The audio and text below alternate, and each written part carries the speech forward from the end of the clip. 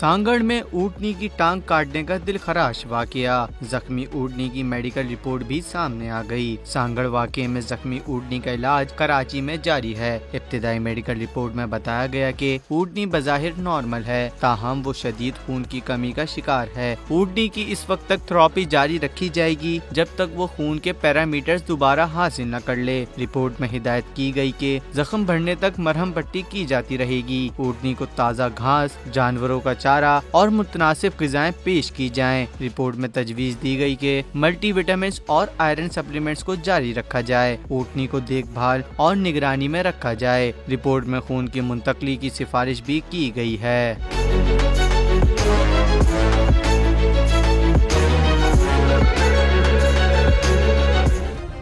Subscribe करें और bell दबाएं ताकि कोई खबर रह न जाए।